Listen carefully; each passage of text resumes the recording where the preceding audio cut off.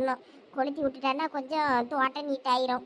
அப்பதான் செத்த சவறுன்னு எதுவும் கிடக்காம கிடக்கும். இல்லைன்னா பாம்பு பூச்சி பட்டன்னு எல்லாம் சேர்ந்துக்கிடும். வேற எங்கனாலும் பயமா தான் இருக்கும். வச்சு பாலா, நீங்க சொன்ன மாதிரி ஓலையெல்லாம் குட்டி போட்டாச்சு. உங்க மேக்க கிடந்த ஓலையெல்லாம் எடுத்து போட்டீல? கிழக்க மேக்கெல்லாம் நான் எடுத்தாச்சு. தெற்க வடக்கெல்லாம் பெரிய பொண்ணு எடுக்க போயிருக்கா. கடந்த தேங்காவையும் ஒன்று ஒன்றா கடந்ததையும் பறக்கி போட்டு வச்சிருக்கேன். போகும்போது அப்படி தேங்காவையும் எனக்கு தந்துடணும்னு சொல்லிட்டேன் அம்மா. அவளத்தையும் உனக்கு தந்துட்டு அப்புறம் நான் கறிக்கு என்ன பண்ணுவேன்? சரி, நீங்க நாளே எடுத்துக்கிடுங்க. மீதியே சாக்கு எடுத்துட்டு வந்து நான் அள்ளிக்கிடுங்க. இது நல்ல கதையா இருக்க. தோட்டத்தை கறிக்கு இவ நாடு தருவாளாம், மீதியே இவ அள்ளிட்டு போவாளாம். அவளத்தையும் கூட்டி எடுத்து போட்டிருக்கோம்ல. இதுக்கு நீங்க வேலைக்கு சம்பளம் வச்சாலும் நீங்க இன்னைக்கு எப்படியும் 1000 ரூபாய் கொடுக்கணும். அம்மா இவ்வளவு வேலை செஞ்சதுக்கு அதுக்குதான் நான் அந்த தேங்காவை கேட்கேன் கூலியா. ஏ எப்பா, என்ன விவரமா இருக்கா இவ. தோட்டத்துக்கு வரும்போது என்னெல்லாம் சொன்னா, நீங்க எவ்வளவு வேலை கொடுத்தாலும் செய்ய, நாளை தேங்காய் மட்டும் தாங்கன்னா. இப்ப எல்லா வேலையும் செஞ்சதுக்கு கூலி தாங்கங்க. உனிய தோட்டத்துக்கே கூட்டு வந்துருக்கப்படாதுல. சரி அம்மா, ஒரு 10 தேங்காய் மட்டும் தாங்கப்போ. சாக்கு கிடக்கும்ல, ஒரு கோணில போட்டு எடுத்துட்டு போற அளவுக்கு தாங்க. மீதியே நீங்களே வச்சுக்கிடுங்க. எடுத்துக்க ஒரு சாக்குல எவ்வளவு அள்ள முடியுமோ அவ்வளோத்தையும் அள்ளிட்டு போ. இது பெரிய மனுஷிக்கு அழகு. இதுக்கு பிள்ளைகள் லீவ்ல கிடக்கும் போது அதுவளை கூட்டிட்டு வந்தே நான் அவ்வளோ வேலையும் பார்த்துருந்துருப்பேன். நான் செய்யேன் காலன்னு சரி செஞ்சுட்டு போட்டுன்னு விட்டா இப்போ என்னென்னலாம் வாய் பேசியா. உங்க பிள்ளைகள் தானே நல்லா செய்வாளுவேன்.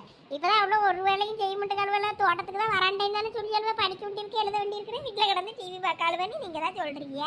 அவ்வளோ வந்தாலும் சண்டை போட்டுக்கிட்டு செஞ்சிருக்காண்டாளுவேன். இவ்வளோ சீக்கிரமா நாங்கள் இன்னைக்கு வேலையை முடிச்சிருக்கோம். நான் முடிச்சிட்டேன்.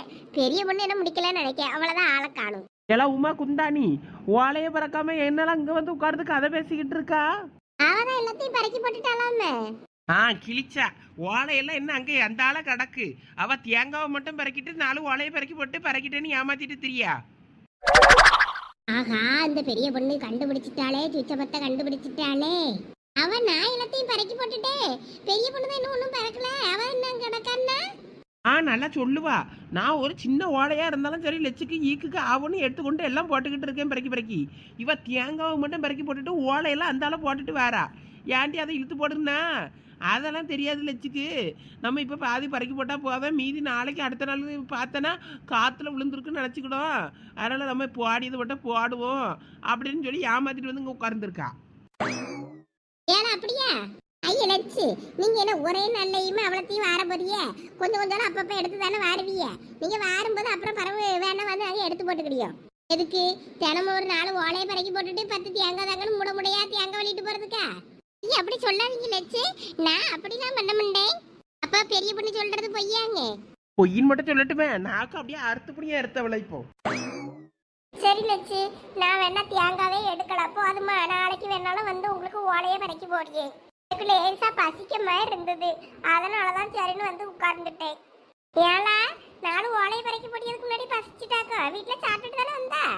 கொஞ்சோட தானக்கா உங்க வீட்டுல கொஞ்சம் குழம்பு டேஸ்ட் பண்ணியேன்னு கொஞ்சோட தானே சாப்பிட்டேன். அதான் உடனே பசிச்சுட்டு போல இருக்கு. இப்போ எங்க வீட்டுக்காரர் சாப்பிட்டுட்டு கொஞ்சம் வானில சோறு இருக்கும். வேணா அதை ஊற்றி என்ன சாப்பிடு, கொஞ்சம் குழம்பு இருக்கும் ஊற்றி சாப்பிடு போ. கருவாட்டு கறியில குழம்பு சோறு என்ன இருக்கு? ஆமா, அவருக்கு போட்டு கொடுத்துட்டு கொஞ்சோட மிச்சம் இருந்துச்சு. அது வானில தான் கிடக்கு, வேணா போய் சாப்பிடு. இவ அதுக்கு தான் அடி போட்டு வந்திருப்பா. சரியான கள்ளி. இருங்க கடை எடுத்துட்டு ஓடி வந்துடுறேன். அங்க அந்த கொய்யா மரத்துக்கிட்ட தானே இருக்கு. ஆமா ஆமா, கட்டில் மேல தூக்கி வச்சிருக்கேன். வேற கீழே எறும்பு வந்துடுறான்னு. அந்த போய் எடுத்துட்டு வரேன். எக்க இவ வேணும்னேதாக்க அப்படி பண்ணியா? நீங்களும் அவளை எப்படிதான் அப்படி நம்புறீங்களோ தெரியல. சரில விட்டு பாம்போல கேக்கா. மனசுக்கு சங்கடமா இருக்குல்ல. என் முவ சின்னவளும் இப்படிதான் பண்ணுவா. தோட்டத்துல ஏதாவது திங்க ஆசைப்பட்டுக்கிட்டு வந்து துவாங்க வீட்டுல வச்சு அப்பதான் தின்னுட்டுக்கு வந்திருப்பா. வந்ததும் பசிக்கிற மாதிரி இருக்கும்பா. அவளை மேதான் இருக்கா, வேற என்ன பண்ண? அவ அதுக்குதான் உங்ககிட்ட பம்போல மூஞ்சி வச்சுக்கிட்டு நடிக்கா. நீங்களும் உடனே போய் எடுத்து தின்னுட்டிய. சரி தின்னுட்டு போறா. வேற மீதிச்சு வர வீட்டுக்கு போறதுக்குள்ள வியாத்திரம். எக்க ரொம்ப நாள் ஆச்சு. ஒரு நாள் தோட்டத்துல நம்ம எல்லாம் சேர்ந்து சமைச்சு சாப்பிடுவோம். என்னக்கு ஓயாம மழை வந்துட்டு அடக்கு. எப்ப மழை வர என்னன்னு தெரியாது. தோட்டத்துல எங்க சமைக்க? ஓலகுல எல்லாம் ஈரமா தான் இருக்கு. எனக்கே பயமா இருக்கு. கொடுக்க கிடக்க சேராகிற ஏதோ மடிக்குள்ள பூந்துருமோன்னு நானே பயந்து உட்கார்ந்து ஈக்கு வந்துகிட்டு இருக்கேன். காஞ்ச ஓலையை மட்டும் எடுத்து. ஆமாக்கா, நானும் இழுக்கும் போது பார்த்து கவனமாக தான் இழுத்தேன். கொஞ்சம் பயந்தான். மழை வந்துட்டு ஈரத்துக்கு எதையாவது உள்ளே இருக்குமோன்னு. இது வரைக்கும் என் கண்ணில் எதுவும் படலை.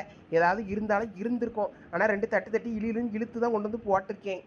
இருந்தா பாம்பு கிம்பு எதுவும் தான் இருக்கும். அதுக்கு தான் பயம். அதுக்கு தான் சீக்கிரம் இந்த ஓலையை வேணுங்க ஓலையை எடுத்துட்டு வேண்டாங்க ஓலையை சீக்கிரம் கொளுத்தி விட்டுருணுங்க அது. இல்லைன்னா ஏதாவது சேர்ந்துரும் பத்துக்க. வேற ஏதாவது பிள்ளைகளை வேற தோட்டத்துக்கு கூப்பிட்டு வருவோம் போவோம் வருவோம் இருப்போம். வேற ஏதாவது ஒன்று கிடக்க ஒன்று ஆயிப்போச்சுன்னா என்ன பண்ண? ஆமாக்கு கொஞ்சம் பயம்தான். சரி மழை வரலன்னா ஒரு நாள் எல்லாரும் வந்து சமைப்போம். எனக்கு பிள்ளைகளுக்கு லீவ் விட்டப்புறம். ஏனுமே லீவு எங்க விட? டிசம்பர்ல தானே விடுவா. அப்பெல்லாம் நல்ல புயலும் காத்து மழைன்னு ஏதாவது ஒன்று வந்துட்டு அடக்கம். எங்க போய் செய்ய? பாப்போம் பாப்போம். சரி நமக்கு எப்போ நேரம் கூடி வருதோ அப்போ செய்வோம். ஏக்கா வாளியோட தூக்கிட்டு வந்துட்டேன். கொஞ்சம் சோறு இருந்து கொஞ்சம் கறி இருந்து அந்த சோத்தை கறி வாளிக்குள்ள போட்டு விரசி எடுத்துட்டு வந்துட்டேன். சாப்பிடு சாப்பிடு. முன்னாடி எல்லாம் இங்க அரிசி பருப்பு எல்லாம் எடுத்து போட்ட சிறப்பி எல்லாம் இப்ப ஒன்றும் வைக்கிறது இல்லையங்க. ஆமா, என் வீட்டுக்காரர் கிளாச்சிட்டு நடக்கும்போது அவர் சோறு பக்கி தின்ட்டு நடப்பாருல, அப்ப எல்லாம் வாங்கி போட்டு இருந்துச்சு. இப்ப அங்க சாப்புக்குள்ள எல்லா சாமானும் கிடக்கும், அரிசி பருப்பு கிடக்கான்னு தெரியல. இப்ப எதுவும் பெருசா வாங்கி போடலல்ல, அதனால சும்மா ஒன்று ரெண்டு டப்பால என்னத்தையாவது கிடக்குமா இருக்கும். ஏன்னா சாமான் சட்டையெல்லாம் வாங்கி போட்டா இன்னைக்கு தான் செய்யலாம். இப்பதான் பெரிய பொண்ணு அதான் சொல்லிக்கிட்டு இருந்தா. ஆமா ஆமா, ஒரு நாள் செய்வோம் என்னக்கா. கறி எல்லாம் நல்லா இருக்குக்க. இதுக்கு ஒரு அவிச்ச முட்டை இருந்துன்னு வைங்களா, இன்னும் தூக்கலா இருந்திருக்கும். உனக்கெல்லாம் சோறு பொடியதே பெருசு, இதுல வேற அவிச்ச முட்டை வேணுமாக்கா? அவிச்ச முட்டை. ஆமா, முட்டை வீட்டுல இல்லாம இருந்து வாங்கல, மறந்து போச்சு. அதான் சும்மா அவரு கூட்டுக்கு கூட எதுவும் இல்லைன்னா கூட தின்றுவாரு கருவாட்டு கறின்னா. அதான் அவரை அப்படியே எடுத்துட்டு வந்துட்டேன். நேரம் ஆயிடுச்சுல, அதான் இனிமே ராத்திரிக்கு வேணா ஒரு 4 முட்டையை வாங்கி அவிச்சு போட்டு பிள்ளைகளுக்கும் கொடுக்க வேண்டியதுதான். சாயங்காலம் வந்ததை வேற மெத்தி ஆடுவானுவேன். போனதை வாங்கி அவிச்சு போடணும். சரிக்கு ஏக்கு, நீங்க கருவாட்டு கறியில சின்ன வெங்காயம்லாம் நிறைய வெட்டி போட்டு நல்லா அந்த கருவாட்டை நல்லா ஒரு மாதிரி பொரியல் கணக்காக பண்ணுவீங்களா, அந்த மாதிரி பிறகு பண்ணி தருவீங்களாக்கு. உங்க கைப்பக்குவம் மாதிரி வர மாட்டேங்குது பார்த்துக்கிடுங்க. எங்க மாமியாரை செஞ்சுதாங்கனால அதுக்கு ஒழுங்கா செய்ய மாட்டேங்குது. அது ஒரு இஷ்டத்துக்கு செய்யுது. அது நல்ல வாயில வைக்க அவ்வளோ எனக்குலாம் நல்ல வேலை என்ன பண்றது அப்படின்னு வேற தின்றுவேன். நீங்க சின்ன வெங்காயம் நிறைய வெட்டி போட்டு செய்வீங்களா, அந்த மாதிரி ஒரு நாள் செஞ்சுதாங்கக்கு. உங்ககிட்ட சாப்பிட்டதுக்கு அப்புறம் தான் எனக்கு அது ஒரு நல்ல டேஸ்ட் பிடிச்சி போச்சு. ஒரு நாள் செஞ்சு தாங்கக்க. உனக்கு தான் என்னத்தை தந்தாலும் பிடிக்குமே, அதான் வாசில எது தந்தாலும் உனக்கு பிடிக்கும். சும்மா இருல பெரிய பொண்ணு, நான் சீரியஸா பேசிக்கிட்டு இருக்கேன் வச்சுக்கிட்டேன். அதுவா கருவாட்டு புரியலா? செஞ்சு தரேன். அது சின்ன வெங்காயம் கடந்து உடைக்கிறதுக்கு இப்போ ஒரே சுவாம்பை பிடிக்க பார்த்துக்க. அதனாலதான் அது இப்போ நான் அடிக்கடி செய்யறது இல்லை. முன்னாடி எல்லாம் செஞ்சுட்டு தான் இருந்தேன். ரசத்தை வச்சு விட்டு நல்லா வெங்காயத்தை போட்டு அதை செஞ்சா நல்லா கூட்டுக்கு நல்லா தான் இருக்கும். அடிக்கடி முன்னாடி செஞ்சுட்டு இருந்தேன். அப்புறம் இந்த வெங்காயம் உடைக்க சுவாம்பல் வட்டி இப்போ விட்டது. நான் என்ன நீங்க செய்யும் போது உடச்சி தரேன்னா சொல்லுங்கக்கா, நான் உடச்சி தரேன். எவ்வளவு வெங்காயம்னாலும் கண்டிப்பா செஞ்சு தரேன் என்னக்கா. நீ வெங்காயத்தை வாங்கிட்டு வீட்டுக்கு வந்துரு, கருவாடையை வாங்கிட்டு வந்துரு, வெங்காயத்தை உடச்சி தந்துரு, நான் செஞ்சு தந்துடுறேன். அப்படி சொல்லுங்க லட்சு. அவ எல்லாம் வாசிலே மங்களம் பாடலான்னு பாப்பா. எக்க சொல்லிட்டீங்களா, விடுங்க. கருவாடை அண்ணாச்சி கடையில ஆட்டையை போட்டு வந்துடுவேன். பக்கத்து வீட்டுல சாந்தி அப்பப்போ வெங்காயம் நிறைய வாங்கி போட்டு அவன் மேலே காய போடுவா, அதில் ஆட்டையை போட்டு வந்துடுறேன். உடச்சி தரது தானே, அதை நான் உடச்சிக்கிட்டியே. உடச்சி எப்படின்னா தந்துறியே, எனக்கு செஞ்சு தந்துருங்க. அப்ப கூட பாருங்க லட்சு, ஏதாவது ஒன்று வாங்கிட்டு வரேன்னு சொல்றாளான்னு பாருங்க. அண்ணாச்சி கடையில இருந்து கருவாட்டை தூக்குவாளாம், வெங்காயத்தை சாந்தி வீட்டுல ஆட்டையை போடுவாளாம். இப்படி அவ்வளோத்தையும் களவாண்டு தின்னுக்கிட்டு திரிய அந்த களவாணி. சும்மா இருலாம் பெரிய பொண்ணு, உனக்கு ஒன்றும் தெரியாது. அண்ணாச்சி கடையில கருவாடை ஆட்டையை போடுவோன்னா அவரு ரொம்ப நாள் ஆன கருவாடை வச்சிருப்பாரு. அந்த கருவாடை என்னன்னே மலைக்கு இப்படி இருக்கு அப்படி இருக்குன்னு சொன்னோன்னா அப்ப இனிமேல் சூறா தானே போடணும்னு தந்துருவாரு. அவர்கிட்ட பியாசி ஆட்டையை போட்டு வருவேன். அதைத்தான் சொன்னேன், களவாண்டுட்டு வர மாட்டேன். அப்ப வெங்காயம் சாந்திக்கிட்ட 4 வெங்காயம் தானே உனக்கு நாளைக்கு வாங்கி தந்துடுறேன்னு கேட்பேன். அப்படியே ஒரு 1/4 கிலோ ஆட்டையை போட்டு வந்தா போதாதா? எம்மம்மா, நீ பியாசியதெல்லாம் கேட்டு எனக்கு புள்ள அரிச்சு போச்சு போ. ஒன்னு எல்லாம் வாய் இல்லைன்னா நாய் தூக்கிட்டு போயிடாமா. கேக்க சிக்கனமா வாழை கத்துக்கங்க. நான் இப்படி சிக்கனம் பிடிச்சி அப்படி இப்படி பண்ணியதுனாலதான் அடுத்த வாரம் நான் நகை வாங்க போறேன். தங்க விலை இப்ப குறைஞ்சிக்கிட்டே வரதான். அதனால ஒரு 8 பவுனுக்கு போல ஒரு பெரிய செயின் வாங்க போறேன். என்னடா உமா சொல்லியா? இது எப்ப எங்களா சேர்த்து வச்சிருந்தா அவ்வளவு காசு? அட சேர்த்து வச்சிருந்தேன்னா நான் சேர்த்து வைக்கல. என் மாமியாருக்கு 10-15 வருஷத்துக்கு முன்னாடி ஏதோ எல்ஐசியா என்னமோ போட்டு வச்சிருந்தேன். அது இப்ப முடியுதான். அதான் அந்த பணம் கைக்கு வர போகுதுன்னு சொன்னாரு என் வீட்டுக்காரு. அதனால அந்த பணத்தை எடுத்துட்டு கொண்டு போய் ஒரு பெரிய செயினா எடுத்துடலான்னு முடிவு பண்ணிட்டோம். ஆமா, இது உன் மாமியாருக்கு தெரியுமா? அதுக்கு எங்க இதெல்லாம் தெரியும், அது மறந்து போயிருக்குமா இருக்கும். அதான் என் வீட்டுக்காரனே ஏதோ உங்க அம்மைக்கு ஞாபகப்படுத்திடாதீங்க, ஞாபகப்படுத்தினா அது கைக்கு காசு வந்ததும் மொபைலுக்கு செய்யணும்னு சொல்லிட்டு கொண்டுட்டு அங்கே ஓடிடும். அணக்கலாம வைங்க, என்னைக்கா இருந்தாலும் அது நமக்கு தான் வந்து சேரணும், நம்ம தானே காசை கட்டணும், அதனால நமக்கு வரட்டும்னு சொல்லியிருக்கேன். அவர் சரின்னு மண்டை ஆட்டிக்கிட்டு இருக்காரு, சொல்ல மாட்டாருன்னு நினைக்கேன். அதனால கைக்கு காசு வந்ததை நகையா எடுத்துடணும். ஏன்னா கடைசி காலத்துல நாங்க தானே பார்க்கோம், அதனால அது எங்களுக்கு தானே சேரணும். என்னக்கு எப்படி வாயை விளந்துக்கிட்டு இருக்கிய? இல்லலா உன்னை சாதாரணமா நினைச்சிட்டேன். ஆனா நீ லேசுப்பட்டவல்லலா. ஐயா ஐயா ஐயா, காசு கட்டியது நாங்க, அப்ப அது எங்களுக்கு தானே வந்து சேரணும். அது சரி. என்ன தங்க விலை குறையும் குறையும் வேற சொல்லிக்கிட்டு இருக்காங்க. அதுக்குள்ள கைக்கு காசு வந்துட்டுன்னா போய் குறைஞ்ச உடனே டபக்குன்னு போய் எடுத்துடணும். இனிமே ஏறுற வரைக்கும் வெயிட் பண்ணிக்கிட்டு இருக்கக்கூடாது. உனக்கே தெரிஞ்சவளா நீ? நான் தான் 2 பிள்ளை என்னென்னு கட்டி கொடுப்போம்னா நகை யாரியா இருக்கு என்னென்னு வாங்க போறணும்னு நினைச்சுக்கிட்டு இருக்கேன். எனக்கு இப்படி சொல்லிட்டியே, உங்களுக்கு இவ்வளவு பெரிய தோட்டம் இருக்கு, உங்க மைனியார். ஏய் ஷாம். சொல்லு மச்சான், ஆர்டர் பண்ணிட்டியா? ஆமால, நாளைக்கு அவ்வளோ தூரம் படத்துக்கு போலான்னு பிளான் பண்ணியிருக்கானுல, நம்மளும் போகுமா எப்படி? படத்துக்கா? என்ன படத்துக்கு? டியூடும் பைசனும் நினைக்கிறேன். இந்த ரெண்டுல ஏதாவது ஒன்று தான் போடணும்னு சொல்லி பேசிட்டு இருந்தானுங்க. அதுவா?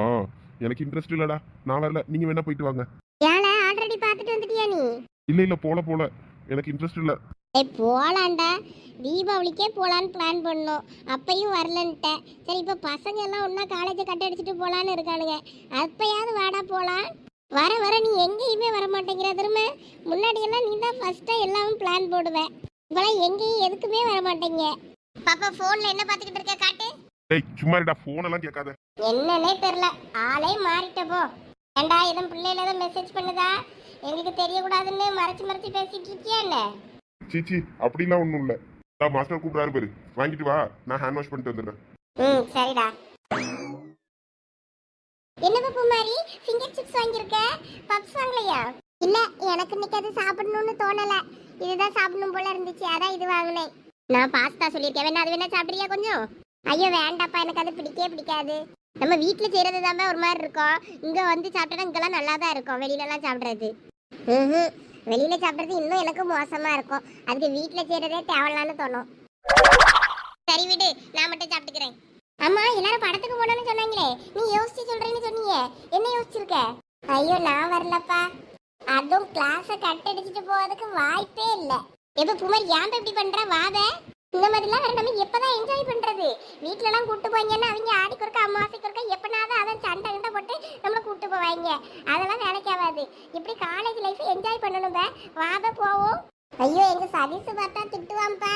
ஐயா அந்த நாயை கட் அடிச்சுட்டு முத வேலையா படத்துக்கு தான் போவோம், அவனை தானே கட் அடிச்சுட்டு போவோம், அதனால மாட்டி விட மாட்டான். வா. இல்ல பச்சோனி நான் வரல. எப்ப டியூட்டுக்கு போவோம், சூப்பரா இருக்கும், எனக்கு அவன் படம்னா ரொம்ப பிடிக்கும், நல்லா ஜாலியா இருக்கும், நல்லா என்ஜாய் பண்ணிட்டு வரலாம், அதுக்கு தான் கூப்பிடுறேன். நம்ம வீட்டுல பார்க்கறதோட அங்க போய் பார்த்தோம், தியேட்டர்ல போய் பார்க்கும்போது நல்லா இருக்கும். எனக்கு பயந்துகிட்டே படம் பார்க்கறதுக்குலாம் பிடிக்காது. நல்லா ஜாலியா வீட்டுல எல்லாரோட போறோமா, நல்லா ஜாலியா என்ஜாய் பண்ணி பாக்குறோமா, அப்பதான் படத்துக்கு போகலாம். இப்படி பயந்துகிட்டே அங்க போய் பார்க்கறதுக்கு பார்க்காமலே இருக்கலாம். நீ வந்து அதை பத்தி யோசிக்க, ஒரு 2 மணி நேரம் படம், யாரை பத்தி எதை பத்தி யோசிக்காம நல்லா ஜாலியா போய் என்ஜாய் பண்ணிட்டு பார்த்துட்டு சந்தோஷமா வரணும். பாபா போவோம்.